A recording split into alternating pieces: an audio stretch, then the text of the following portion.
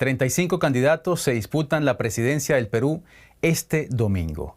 Es la papeleta más amplia en la historia del país. Hay 4 mujeres entre los candidatos y entre ellas una cara muy conocida, Keiko Fujimori, hija y heredera política del exdictador Alberto Fujimori. De acuerdo con los sondeos, 30% de los electores están todavía indecisos. Una fracción entonces que podría definir en el último minuto los resultados de este domingo. Pero no solo se elegirá presidente o presidenta, sino también se renovará el Congreso, con la novedad de que por primera vez en 30 años el país tendrá de nuevo un parlamento bicameral. Pero ¿podrán esas elecciones poner fin a la inestabilidad en la que está sumido el Perú desde hace 10 años? Y es que en la última década, ese país, recordemos, ha tenido al menos 8 presidentes. Yo soy Johan Ramírez y las elecciones generales en Perú son el tema de hoy aquí en DW Actualidad en Análisis. Y para discutirlo, tengo el honor de saludar desde Lima al señor Juan de la Puente, abogado y politólogo. Y también desde Lima recibo al señor Iván de la Negra, jefe de Actualidad y Coyuntura de la Universidad Católica y quien fuera también exsecretario general de la Asociación Civil Transparencia. A ambos, bienvenidos al programa, un gusto saludarlos. Señor de la Puente, quisiera comenzar con usted, pero primero le pregunto, no como politólogo ni como experto, sino como peruano. ¿Se siente usted optimista, esperanzado de que la elección de este domingo vaya a representar un cambio positivo para el Perú? Creo que no, me parece que la elección es un hito de un proceso muy largo. Nosotros arrastramos una crisis que ya dura 10 años. Probablemente tengamos para unos 10 o 12 años en adelante, pero evidentemente desde una posición realista uno desea un resultado electoral que no inestabilice más al país. Pues entonces comenzamos ya con una nota un poco pesimista o realista, más bien como usted también señala. Le pregunto a usted, señor La Negra, tras tantos años de inestabilidad, ¿están dadas las condiciones para que este domingo asistamos a un proceso electoral cuando menos justo y transparente? Las autoridades electorales han hecho un trabajo muy importante para garantizar un procedimiento electoral en base a reglas básicas de integridad y transparencia. Y en ese sentido creo que hay condiciones para unas elecciones que se lleven a cabo de manera adecuada, ¿no? El problema no está ahí, ¿no? Sino más bien en los actores que participan en el proceso, ¿no? La oferta política es en general muy pobre y la complejidad del proceso también ha generado pues, mucha confusión, ¿no? Sobre cuáles son finalmente las reglas que van a llevar a la conformación del nuevo Parlamento, que además, como usted ya señaló, es un Parlamento bicameral, una cuestión que regresa al Perú después de 34 años. Entonces es un proceso pues, que tiene una complejidad que sin duda pues, va a generar un efecto también en el resultado final de las elecciones. Pues entonces estamos ante un proceso muy complejo, ya lo decía usted, 35 candidatos se disputan la presidencia en esta primera vuelta del domingo. Se elige entonces a un parlamento bicameral por primera vez en 3 décadas. Señor de la Puente, unos comicios de esta magnitud podrán finalmente traer estabilidad al país después de que, como usted mismo decía, esté el Perú desde hace 10 años sumido en estas idas y vueltas entre un presidente y otro y esta puja entre el Ejecutivo y el Legislativo. El hecho de que hasta muy pocos días antes de las elecciones exista un porcentaje de electores resistentes a revelar su voto o a decidir ese voto implica la persistencia de un divorcio entre la política, la élite, pues, lo público legal y la sociedad. Y entonces las elecciones, en ese sentido, en cualquier otro régimen político, podría aparecer como una salida porque renueva la esperanza de la democracia. Pero como señalaba Iván, esto se trastoca notablemente porque venimos de una crisis bastante compleja, un proceso además bastante inestable. 10 presidentes, 8 presidentes en 10 años. Y lo que yo auguro es que tengamos probablemente dificultades para instalar tanto el nuevo Parlamento como el nuevo gobierno. No olvidemos que nuestra elección es en 2 vueltas. Después del 12 de abril hay una segunda vuelta 2 meses después. Y el desafío es entonces construir un mínimo de alianzas gobernable. Y eso depende de la composición del Parlamento, porque la presidencia de la República, el Perú es un país presidencialista, aunque moderado, pero presidencialista, la presidencia de la República se ha devaluado bastante. Por lo tanto, el juego del equilibrio de los dos poderes es mucho más delicado. Entonces, todo depende de cómo se construya un juego de alianzas que permita una gobernabilidad mínima. Nosotros hemos tenido en estos últimos años una ingobernabilidad estable, aunque parezca una contradicción el término, en el sentido que hemos asimilado con cierta rapidez los periodos de disrupción, aunque esto se ha hecho cada vez más difícil. Sí, si de algo sirve de consuelo, creo que no, pero vale la pena recordar que sí, decimos que el Perú vive un periodo de inestabilidad, 8 presidentes en 10 años. Francia, que consideramos, ¿no?, desde América Latina es visto como una democracia madura, estable, ha tenido 8 primeros ministros en los mismos 10 años. Pero bueno, eso no cambia nada la realidad de los peruanos que viven en esta inestabilidad. Usted mencionaba algo importante, señor de la Puente, el equilibrio de poderes. Yo entiendo que este nuevo Parlamento bicameral va a estar compuesto por una Cámara Alta y una Cámara Baja. El Senado, leía yo, dispondrá ahora de superpoderes, dicen algunos, y los constitucionalistas advierten que esto creará un desbalance justamente de poderes. Señor La Negra, explíquenos ustedes por qué esto podría suceder o si al contrario aportará algo en la solución para traer estabilidad al país. En primer lugar, el diseño electoral puede llevarnos a que un partido que obtenga un resultado relativamente modesto tenga una representación muy alta en la Cámara de Senadores. Ese es un primer dato importante. Lo segundo, que los 60 senadores tienen responsabilidades que incluyen la revisión de cualquier ley que la Cámara de Diputados vaya a plantear, y esa revisión o rechazo no tiene la posibilidad de ser nuevamente vista por la Cámara de Diputados. Es decir, la Cámara de Senadores es última y definitiva instancia de cualquier proceso legislativo. Eso sin duda le da mucho poder. Por otro lado, también tiene a su cargo el nombramiento de los jefes de varias instituciones claves dentro del sistema democrático peruano. El Tribunal Constitucional, el Defensor del Pueblo, el Contralor, los integrantes del Banco Central de Reserva. O sea, son instituciones muy importantes, ¿no? Y pasarían por el Senado. Y además, como ya ocurría en la Constitución anterior del año 79, la Cámara de Senados no puede ser disuelta, cosa que sí puede ocurrir con la Cámara de Diputados. Entonces, todos estos elementos combinados, más otras reglas, que no hay tiempo para discutirlas y presentarlas, sí generan un desbalance, ¿no?, entre la Cámara de Senadores y la Cámara de Diputados, y además, en general, un Congreso con mucha fuerza en relación con el Poder Ejecutivo. Que efectivamente leía yo que eso es un tema clave porque ni siquiera el presidente puede disolver esa Cámara Alta.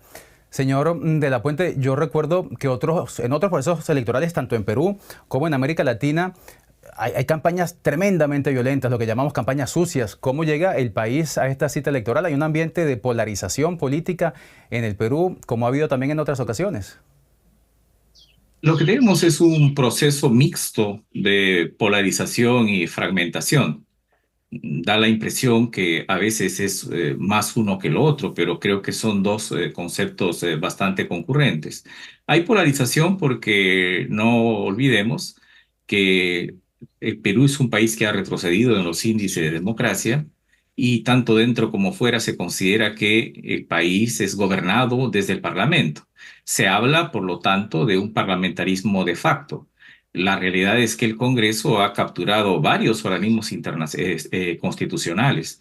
Para muchos observadores, esta es una situación bastante parecida a la de Guatemala antes de su elección del anteaño pasado.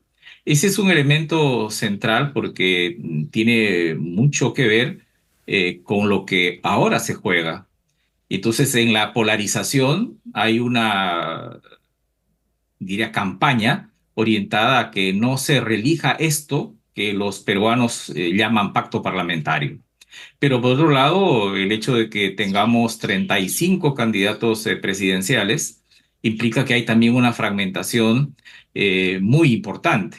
y además con las encuestas señalan que los territorios votarán de modo bastante diferenciado.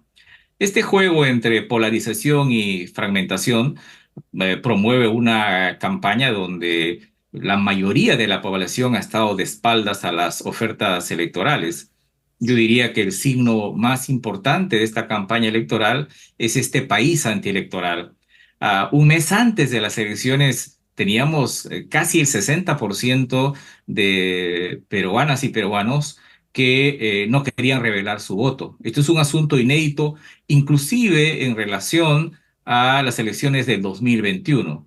De modo que, siendo obviamente una campaña donde los candidatos fueron hostilizados y por eso en varios casos recurrieron a actos cerrados y no a actos abiertos, estamos frente a un proceso donde se alterna esta fragmentación y polarización para producir una extraña inestabilidad, de modo que lo más deseable sería que el resultado electoral sea aceptado por todos, teniendo el antecedente del año 2021, Sí. que quien perdió la elección, que fue Keiko Fujimori, planteó una campaña aludiendo fraude. Sí, y además unos resultados que se demoraron más de un mes en ser publicados por la autoridad electoral. Vayamos ahora a lo pragmático, a lo que le interesa tal vez más a los ciudadanos. Señor La Negra, ¿cuáles serán los principales desafíos, las principales prioridades que tendrá el próximo o la próxima presidente o presidenta del Perú? Respecto a las preocupaciones ciudadanas, sin duda el tema de la seguridad es crucial, ¿no? Es un tema en el cual las cifras muestran un deterioro de las condiciones de seguridad ciudadana en el país, en particular en algunos departamentos, y eso desde luego también incluye la capital, Lima, ¿no? Y ya ha habido inclusive movilizaciones y protestas exigiendo a las autoridades actuales poder tomar medidas adecuadas. Sin duda, ese va a ser uno de los desafíos más importantes. Por otro lado, también ha ocurrido en los últimos años un deterioro de algunas condiciones que permitieron que el Perú tuviera una condición macroeconómica muy buena. Es reconocido el Perú por un país con una moneda estable, inflación baja, reservas internacionales muy importantes, pero de manera paulatina, por ejemplo, se han deteriorado las condiciones para garantizar el equilibrio fiscal. Y hay muchas voces que indican de que si se mantiene esa tendencia, se puede poner en riesgo mucho de lo que ha significado un esfuerzo muy grande para el país durante los últimos años. En tercer lugar, tenemos un montón de temas que vienen desde todas las décadas pasadas, ¿no? Todavía subsiste la pobreza, en particular esta aumentó con la pandemia. También tenemos problemas muy importantes de desigualdad, de acceso a servicios públicos. De otro lado, hay una cuestión ya vinculada con lo político, es decir, si queremos evitar que estas condiciones inciertas se reproduzcan dentro de 5 años, es una tarea indispensable que el próximo Congreso y el Ejecutivo articulen con múltiples actores y busquemos una manera de construir reglas y también instituciones que nos permitan tener condiciones mucho más predecibles sobre el futuro político del país. Son muchos los desafíos para este próximo gobierno y por esa razón lo que decía Juan de construir coaliciones va a ser fundamental para no solamente dar cierta estabilidad, sino para hacer viable algunos cambios que el país necesita. Entonces, sin duda, la criminalidad y la inseguridad están en el centro del debate. Yo me pregunto, señor de la Puente, otro tema que también estaba en el centro del debate hace algunos años, no sé qué tan importante está siendo o ha sido en esta campaña electoral, y me refiero a la migración. ¿Qué rol está jugando ese asunto actualmente en estas elecciones? Es un tema relevante, probablemente no tenga la relevancia que tuvo en las pasadas elecciones chilenas, pero hay un mensaje claro que asocia en gran parte el auge de la criminalidad con la presencia migrante, pero ningún candidato ha planteado como su principal punto de campaña, de salida, la expulsión masiva de migrantes. Se incorpora dentro del paquete de la seguridad ciudadana. De hecho, el Perú es parte de esta ola de reclamo de mano dura, aunque a diferencia de otros países, nosotros ya llevamos 4 años de mano dura porque se han modificado las reglas penales y se le ha dado carta libre para operaciones a la policía y se ha decretado el estado de emergencia en varios territorios, incluyendo la capital. Entonces, la gente sí quiere resolver el asunto del crimen o que se resuelva, pero también importa mucho quién lo dice. Tenemos de los 35, 4 candidatos presidenciales que fueron generales, miembros de las Fuerzas Armadas, ahora en situación de retiro, pero por ejemplo ninguno tiene una posibilidad expectante. De modo que el asunto de la inseguridad ciudadana también se mezcla con él, con la cuestión de las reglas de la política, la democracia, la corrupción, el abuso, la confianza, etcétera. Sí, en ese sentido yo me pregunto cuando hablamos de confianza, cuando hablamos de las reglas políticas y de la democracia, señor La Negra, ¿qué está pasando con el voto joven? ¿Es cierto que podría tener una influencia importante en los resultados de este domingo, esa nueva generación que tal vez llega por primera vez a este ejercicio democrático? Bueno, en esta elección, las personas entre 18 y 29 años que van a ir a votar constituyen aproximadamente el 25% del total de electores y aproximadamente 2,5 millones de jóvenes van a votar por primera vez. Entonces, sí tienen un peso muy relevante. Y para ellos, además de los temas que hemos mencionado sobre la seguridad, ¿no? Sobre los temas de brechas sociales que existen, también hay una gran incertidumbre, ¿no? Sobre el futuro laboral en particular, ¿no? ¿Cuáles son las posibilidades que ofrece el país para ellos? Lamentablemente, durante los últimos años hemos visto un aumento de la migración, más bien de los peruanos que van a otros países buscando oportunidades, ¿no? Y muchos son jóvenes, jóvenes que tienen pues todavía una capacidad profesional, una capacidad laboral que debería ser utilizada para el beneficio de nuestro país, pero se pierde precisamente por esta falta de sensación de que existen oportunidades. Entonces es un sector muy importante con demandas específicas, muy variadas. En el país hay mucha diversidad, muchas diferencias entre los territorios, entonces es necesario tener en cuenta eso. Y finalmente, un punto que no quería dejar de mencionar, ¿no? Que también tiene un peso muy importante para la agenda peruana, ¿no? Que es el crecimiento de las economías ilícitas, en particular la minería ilegal, ¿no? Que tienen desde luego un peso muy importante últimamente en las elecciones y en el poder político, ¿no? Ha aumentado su influencia y seguramente serán uno de los puntos que va a marcar la posibilidad de cualquier solución política en los próximos años. Pues interesantísimo lo que nos dice, ¿no? Hablando del voto joven, precisamente de cómo ese sufragio podría inclinar la balanza hacia un lado o hacia otro. A mí lo que me llama la atención es que resulta un poco contradictorio porque vemos caras muy conocidas en esta campaña electoral, es decir, al contrario de gente nueva que pudiera tal vez atraer a ese voto joven. Y en ese sentido, señor De la Puente, yo le confieso que hay muchas cosas en la política peruana que no logro entender y debo decir en mi descargo que creo que no es por falta de inteligencia o falta de información, sino por las complejidades tremendas de la política interna peruana. Una de ellas, que me resulta a mí fascinante, es la omnipresencia de la familia Fujimori en el espectro político del país. Después de todo lo que ha pasado, Alberto Fujimori, dictador del Perú, autogolpe, prófugo de la justicia, enjuiciado, sentenciado a 25 años de cárcel por delitos de homicidio, secuestro agravado por tratos crueles. Su hija, Keiko Fujimori, ha sido encarcelada 3 veces. No vamos a entrar en más detalles porque si no se me hace demasiado larga la pregunta, pero explíquenos, señor De la Puente, por favor, cómo es que después de tanto la familia Fujimori sigue en la política y Keiko, hija del exdictador, coquetea una vez más con la presidencia del país. Probablemente sea una especie de tradición filipina, ¿no? Esta persistencia de una candidatura que por cuarta vez va a las urnas. Pero lo cierto es que hay un porcentaje de peruanos que tiene una memoria, desde mi punto de vista, deformada respecto a que parte de las buenas cosas que le pasaron al Perú en los últimos años tiene que ver con el gobierno de Fujimori. Y entonces relativiza el hecho de que haya sido un gobierno corrupto y que haya sido sentenciado también por violaciones graves a los derechos humanos.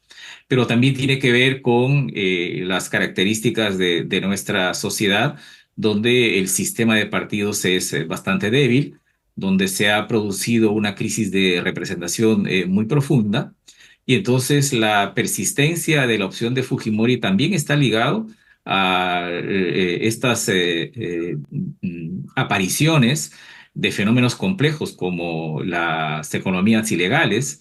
Un muy reconocido economista peruano señaló que el Perú tenía tres economías: la legal, la informal y la ilegal. Nosotros tenemos casi el 80% de informalidad. O sea, el fujimorismo se explica en este enorme concepto de desdemocratización o desconexión de la democracia, que pasa en otros países y que probablemente en el Perú es más insistentemente.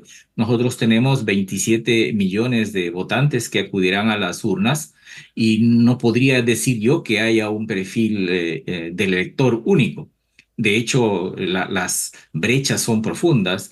Lima respecto de las regiones, la costa en relación a la Amazonía y a la sierra, el norte en relación al sur, el país legal, el país informal.